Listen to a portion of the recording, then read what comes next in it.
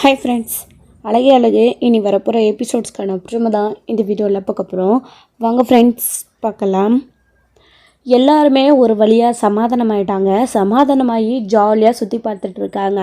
இதில் ஒருத்தருக்கு ஒருத்தர் இன்னமும் நல்லா புரிஞ்சுக்க தான் செய்கிறாங்க. மலரும் பாக்கியராஜும் அது மட்டும் இல்லாமல் மதியும் சுரேஷும் கூட நல்லா புரிஞ்சுக்கிறாங்க. கொஞ்ச நாளாகவே சுரேஷ் செய்கிற விஷயங்கள் எல்லாம் மதிக்கு ரொம்ப பிடிச்சிருக்கு. அது மட்டும் இல்லாமல் மதி ஒரு சில விஷயங்கள் சொன்னாங்க அப்படின்னா சுரேஷ் அதை அடுத்த நிமிஷமே செஞ்சு காட்டுறாரு. இதுவே மதிக்கு ரொம்ப ஒரு சந்தோஷத்தை கொடுக்குது.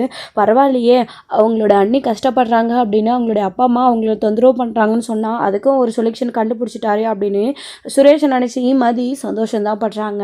ஓவராக உங்கள் குழந்தைனாருக்கு சர்டிஃபிகேட் கொடுக்குறீங்க அப்படின்னு தான் மதி பேசிக்கிட்டே இருக்காங்க. இருந்தாலுமே உண்மையிலே சுரேஷ் ரொம்ப நல்ல பையன்தான். ஐஸ்கிரீம் சாப்பிட்டு முடிச்சுட்டு எல்லாருமே ஃபோட்டோ எடுக்கலாம், செல்ஃபி எடுக்கலாம் அப்படின்னு சொல்லிட்டு பேசிகிட்டு இருக்காங்க. தம்பி, நல்லபடியாக அந்த பிரச்சனையை சால்வ் பண்ணி முடிச்சுட்டீங்க, ரொம்ப சூப்பராக சால்வ் பண்ணீங்க அப்படின்னு ரொம்பவே சந்தோஷப்பட்டு வாழ்த்துறாங்க நம்ம கோமதி இருந்துக்கிட்டு. இதெல்லாம் பார்த்து ரொம்ப சந்தோஷப்படுறாங்க. அடுத்து பாட்டு பாடணும்னு சொல்லிட்டு பாட்டு பாடிட்டு ரொம்ப ஜாலியாக இருக்காங்க. மலர் பாட, பாக்கியராஜ் ஆட ஒரே சந்தோஷமாக இருக்குது. அங்கே பாடி முடித்த உடனே அடுத்தடுத்து இன்னும் இருக்கிற கேம்ஸ் எல்லாம் போட்டிங்கு, அதுக்கப்புறம் ஃபோட்டோஸ், பீச்சு நிறைய என்ஜாய் பண்ணுறாங்க. இவங்களுடைய அத்தையும் மாமாவையும் இங்கே உள்ள ரூமில் போய் ரெஸ்ட் எடுக்க சொல்லிவிட்டு அவங்க பாட்டுக்கு ஜாலியாக இருக்காங்க. அவங்க கூட இருக்கிற வரைக்கும் சரியாக என்ஜாயே பண்ண விட மாட்டேன்றாங்க. நாம் அவங்க ரூமில் ரெஸ்ட் எடுக்கிற அந்த கொஞ்சம் கேப்பில் எவ்வளோ சந்தோஷமாக இருக்க முடியுமோ அவ்வளோ சந்தோஷமாக இருந்துக்கலாம் அப்படின்னு தான் ஒவ்வொருத்தரும் சந்தோஷப்படுறாங்க. அவங்க கிட்டலாம் மனசு 5 நிமிஷம் உட்காருவானா அதை இதை பேசிகிட்டே இருப்பாங்கன்னு விட்டால் போதும்னு 5 நிமிஷத்துலேயே கோமதி எந்திரிச்சு அங்கேருந்து ஓடி வந்துட்டாங்க. நமக்கு கால் வலிச்சாலையும் பரவாயில்ல, நாம் கேம் விளையாடலாம் கூட பரவாயில்ல, பிள்ளைங்க கூட இருக்கலாம் அப்படின்னு தான் கூடவே வந்துட்டாங்க நம்ம கோமதி இருந்துக்கிட்டு. ஆனாலையும் நம்ம ராஜுக்கு எந்நேரமோ கதிரோட நடப்பு மட்டும்தான். கதிர் சென்னையில் தான் இருக்காங்க அப்படின்றதையே ராஜு ஓரளவுக்கு உறுதிப்படுத்திடுறாங்க. அவங்கள பார்த்ததுலேருந்து கதிர் இந்த விஷயத்த மறைக்கிறாங்க. ராஜு நம்மக்கிட்ட கதிர் ஏதோ ஒரு விஷயத்த மறைக்கிறான் அப்படின்றத நல்லா தெரிஞ்சு வச்சுக்கிட்டு தான் இருந்தாலும் இங்கே இருக்கிறவங்களுக்காக சந்தோஷமாக இருக்கணும் அப்படின்னு ரொம்பவே சந்தோஷமாக இருக்கிற மாதிரி நடிச்சிட்டு இருக்காங்க. அங்கே ஆப்ரேஷனுக்கு முத்துவேலை உள்ள கூட்டிகிட்டு போயிருக்காங்க. கதிர் வெளியில் வெயிட் பண்ணிட்டு இருக்காங்க. எல்லாருமே பார்த்திங்க அப்படின்னா ஜாலியாக ஃபன் பண்ணி விளையாடிட்டு இருக்கும்போது கொஞ்ச நேரத்தில் அது வேணும் இது வேணும்னு அவங்க அத்தை அந்த ரூம் பாயை, அதாவது அங்கே இருக்கிறவங்களை படுத்தி எடுத்துடுறாங்க. எனக்கு சுடுதண்ணி வேணும், காஃபி வேணும் அப்படின்னு போட்டு வந்து கொடுத்தா இது என்னப்பா நல்லா இல்லை, அது நல்லா இல்லைன்னு ஒரே சொட்ட சொல்லிக்கிட்டே இருக்காங்க. பத்தாததுக்கு பாப்பாவை அவங்களால பார்த்துக்கவே முடியல. பார்த்தீங்களாங்க, என்னடா பிள்ளையை விட்டுட்டு போனோமே, என்ன பண்ணுறாங்க ஏது பண்ணுறாங்கன்னு ஒரு 8 பார்த்துட்டு போகிறாளான்னு சொல்லிட்டு பிள்ளையை நம்மக்கிட்ட விட்டுட்டு ஜாலியாக விளையாடிட்டு இருக்கா போல இருக்குது. இப்போ இல்லைங்க புரியுது, பிள்ளை இருந்தால் ஜாலியாக விளையாட முடியாதுன்னு தான் கொடைக்கானலுக்கு அவள் ஆத்தா கிட்ட விட்டுட்டு பிள்ளைய போயிட்டா போல இருக்கு அப்படின்னு நம்ம அவங்க ஒய்ஃப் சொல்லிகிட்டே இருக்காங்க. ஆமாம், நீ சொல்கிறது சரிதான். இந்த பாக்கியராஜ் பையன் கூட ஒரு 8 வந்தானா பார்த்தியா என்ன பண்ணுறாங்கன்னு சொல்லிட்டு நம்மளை கூட்டிகிட்டு இவங்க ரூமில் உட்கார வச்சுக்கிட்டு, அதுவும் இங்கே பாரு எதுவுமே இங்கே எனக்கு பிடிக்கவே இல்லை, நம்ம வீடு மாதிரி எங்கேயுமே வராது, இங்கே விட்டுட்டு போய் ஜாலியாக இருக்காங்க அப்படின்னு சொல்லிட்டு தான் இங்கே இவங்க 2 பேரும் பொறாமையில் உட்காந்துட்டு இருக்காங்க. ஆக்சுவலி சுரேஷ் இதுக்கு தானே பிளான் பண்ணி விட்டுட்டு போனாங்க. ஏதாச்சும் ஒன்று சொல்லிக்கிட்டே இருக்காங்க. உள்ளே இருக்கட்டும் கொஞ்சம் நேரம், அப்புறம் என்ஜாய் பண்ணட்டும்னு சொல்லிட்டு போயிடுறாங்க. போயிட்டு ஒரு ஜாலியாக இங்கே விளையாடிட்டுருக்காங்க. ஸோ ஓரளவுக்கு கொஞ்ச நேரம் விளையாடி முடிச்சதுக்கப்புறமா சரி டைம் வேறு ஆகிடுச்சு, மதியம் ஆகிடுச்சு, சாப்பாடு என்ன பண்ணுறாங்களோ அத்தா மாமாவும் பசிக்கும், நம்ம எல்லோரும் போகலாமான்றாங்க. ஆமாம்மா நீங்கள் சொல்கிறதும் சரிதான், வாங்க போகலாம் அப்படின்னு சொல்லிட்டு இவங்க எல்லாரும் விளையாடி முடிச்சதுக்கப்புறமா ஃபோட்டோஸ் எல்லாம் எடுத்ததுக்கப்புறமா அவங்கள பார்க்க ரூமுக்கு எல்லாருமே வராங்க. பார்த்தா அவங்க படுத்து ரெஸ்ட்டு தான் எடுத்துகிட்டு இருக்காங்க. பாப்பா விளையாடிட்டுருக்கா, அவங்கள பார்த்துட்ருக்காங்க. ஏண்டி போனால் அப்படியே போயிடுவியா, பிள்ளை என்ன பண்ணுறா, நாங்கள் என்ன பண்ணுறோன்னு எட்டி கூட பார்க்க மாட்டியா, எங்களை இங்கே விட்டுட்டு நீங்கள் ஜாலியாக விளையாடிட்டுருக்கீங்களா அப்படின்னு கேட்டுடுறாங்க. ஐயோ அத்தை அதெல்லாம் ஒன்றும் இல்லை அத்தை அப்படின்றாங்க. அப்பா சரிப்பா உங்களுக்கு பசிக்குதா, எல்லோரும் சாப்பிட போகலாமா அப்படின்றாங்க. ஆமாண்டா ரொம்ப நேரமாக பசிக்குது, எப்போ வருவீங்கன்னு தான் வெயிட் பண்ணிட்டு இருந்தேன், இந்த ரூமில் டவரும் கிடைக்கல ஒன்றும் கிடைக்கல, ஃபோன் பண்ணலான்னா அப்படின்றாங்க. ஏண்டி மலர், இதுக்கு தான் நான் சொன்னேன் ஒன்று அங்கேயே காஃபி போட்டு எடுத்துகிட்டு வந்துருன்னு, இங்கே கொடுக்குற காஃபியும் நல்லா இல்லை டீயும் நல்லா இல்லை, நாம் கேட்குறதெல்லாம் செஞ்சு என்னமோ கொடுத்தாங்க தான், ஆனால் எதுவுமே எனக்கு பிடிக்கல நாக்குக்கு அப்படின்றாங்க. சரிங்க அத்தை சரி வாங்க போகலாம் அப்படின்றாங்க. சரி சாப்பாடாச்சும் கரெக்டாக இருக்குமா அப்படின்றாங்க. அதெல்லாம் இருக்கும் வாங்கப்பா, உங்களுக்கு எந்த மாதிரி சாப்பாடு வேணுமோ பிடிக்குமோ அதை மாதிரி கேட்டு வாங்கி சாப்பிட்லான்னு சொல்லிட்டு எல்லாருமே சேர்ந்து சாப்பிட போகலான்னு சொல்லிட்டு சாப்பிட போகிறாங்க.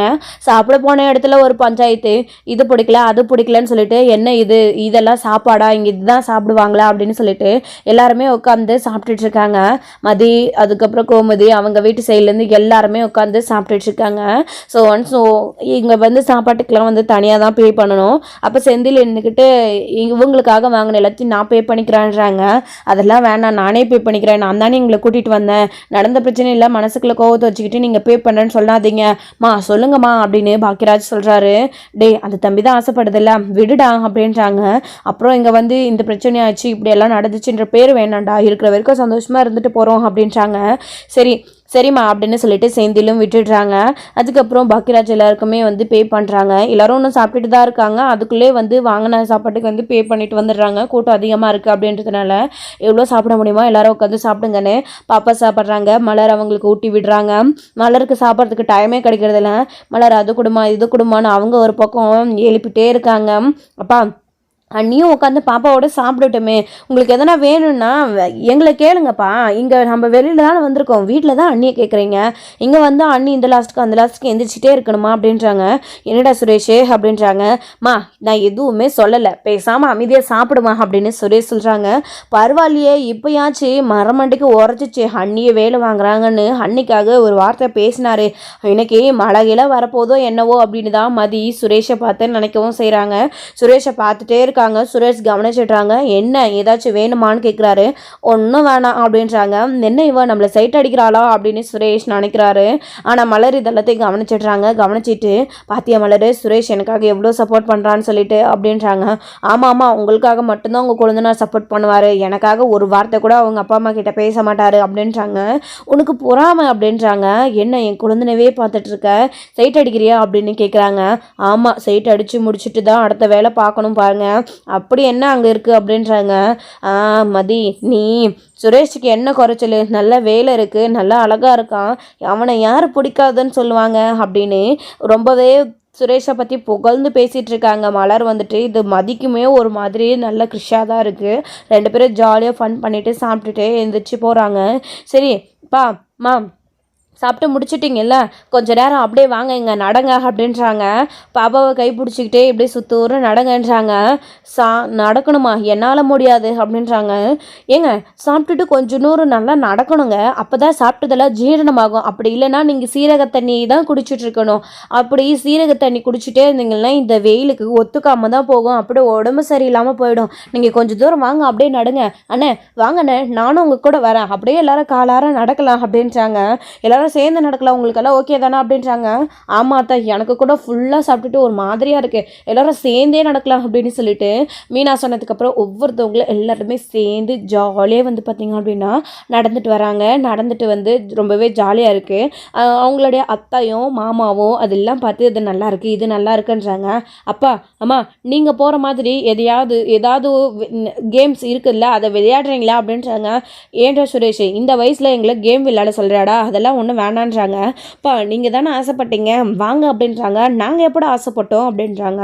இப்போ நீங்கள் வந்து சுற்றி பார்க்காம ஒரே இடத்துல உட்காந்துட்டு இருக்கோம், போர் அடிக்குதுன்னு சொன்னீங்கல்ல, வந்துட்டு இப்படி நடந்துட்டு சும்மா இதெல்லாம் பார்த்துட்டு போகவா வந்தீங்க, வாங்க விளையாடுங்க அப்படின்னு சுரேஷ் கூப்பிடுறாரு. அப்பா வாங்கப்பா அப்படின்னு பாக்கியராஜு கூப்பிடுறாங்க. இல்லை நாங்கள் வரல அப்படின்றாங்க.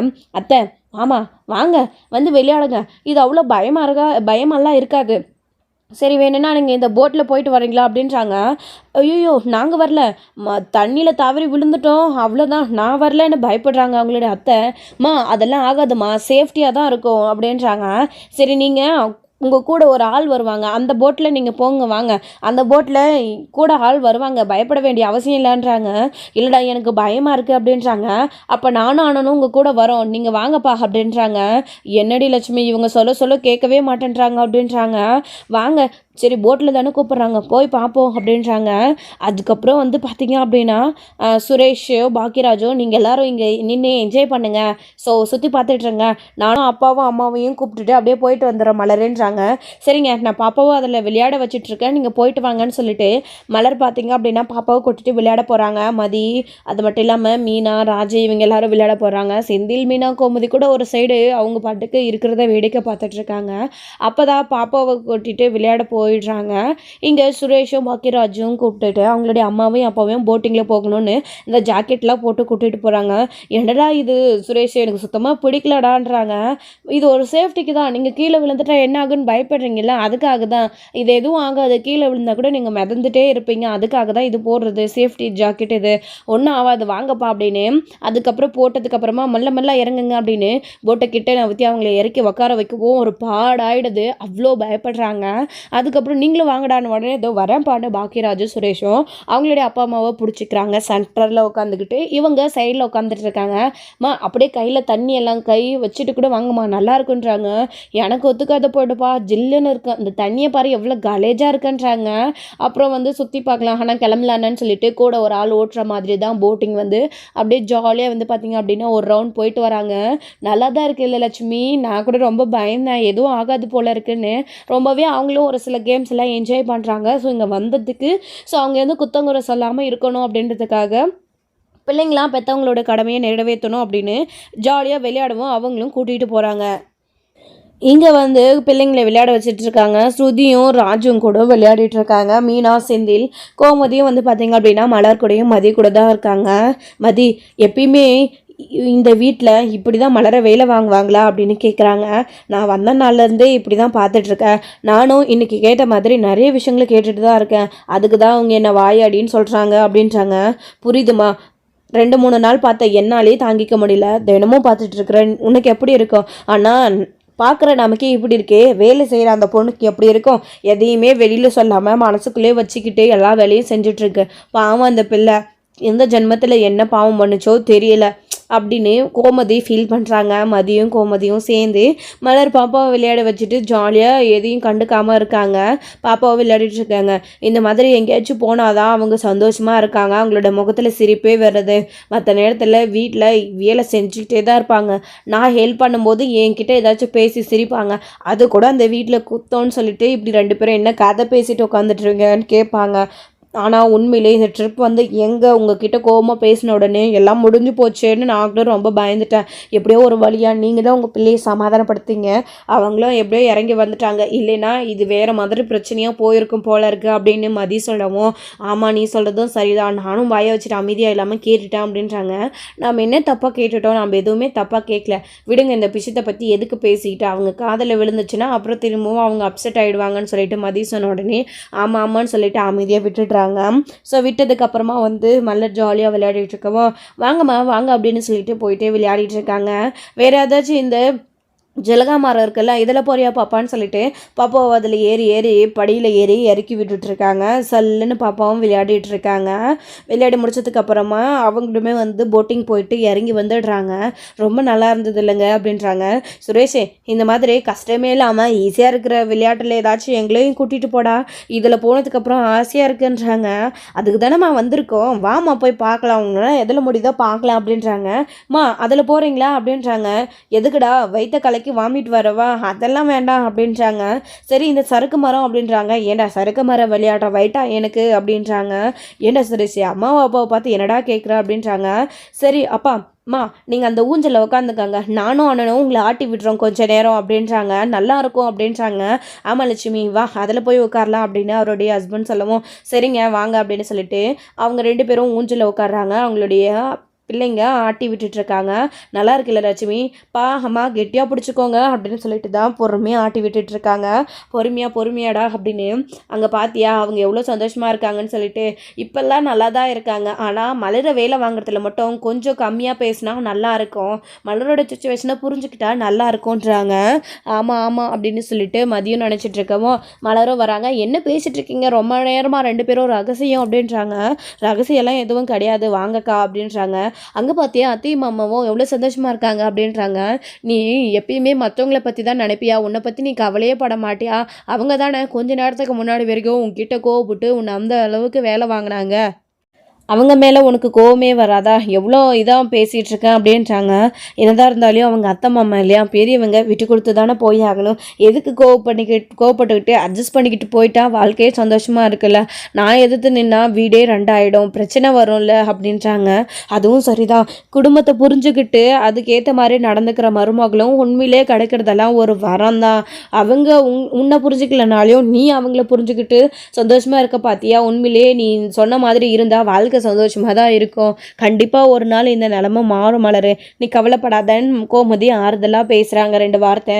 அதுக்கப்புறமா அவங்களும் ஜாலியாக ஊஞ்சல் ஆனதுக்கப்புறமா சுரேஷ் அவங்களுடைய அப்பா அம்மாவை இப்போ இங்கே வந்ததுக்கப்புறமா பாக்கியராஜும் சுரேஷும் சேர்ந்து உண்மையிலே என்னதான் வீட்டில் அன்னிக்காக பேசினாலையும் நமக்காக பேசினாலையும் அப்பா அம்மாவையும் விட்டு கொடுக்காம இருக்கிறாரு அப்படின்னு சொல்லிட்டு ரொம்ப சந்தோஷப்படுறாங்க. ஸோ இப்படி தான் இருக்கணும். அம்மாவையும் விட்டு கொடுக்கக்கூடாது, அப்பாவையும் விட்டு கொடுக்கக்கூடாது, அதே சமயத்தில் பொண்டாட்டியையும் விட்டு கொடுக்கக்கூடாது. எந்த சமயத்தில் என்ன பேசணுமோ அதுக்கேற்ற மாதிரி தான் நடந்துக்கணும். உண்மையிலே மதி சுரேஷை பற்றி ரொம்ப சந்தோஷப்படுறாங்க. அவங்களும் அதில் விளையாடினதுக்கு அப்புறமா போதும் தலை சுற்றுற மாதிரி இருக்குன்னு சொல்லிட்டு விளையாடி முடிச்சுட்டு வராங்க. என்னப்பா சாப்பிட்டதெல்லாம் ஜீன்ரு ஆகிடுச்சா அப்படின்னு பயத்துலேயே எல்லாமே சரியாயிடுச்சின்னு அவங்களுடைய அத்தை மாமா சொல்லவும் ஜாலியாக என்ஜாய் பண்ணிட்டு வந்துட்டே இருக்காங்க. ஸோ இதோட இந்த எபிசோடு முடிச்சிருக்காங்க. அடுத்தடுத்த எபிசோடில் இனி என்ன நடக்க போகுது அப்படின்றதெல்லாம் வெயிட் பண்ணி நெக்ஸ்ட் ஸ்டோரியில் பார்க்கலாம். Friends thank you. இந்த வீடியோ உங்களுக்கு பிடிச்சிருந்தா லைக் பண்ணுங்கள், ஷேர் பண்ணுங்கள், கமெண்ட் பண்ணுங்கள்.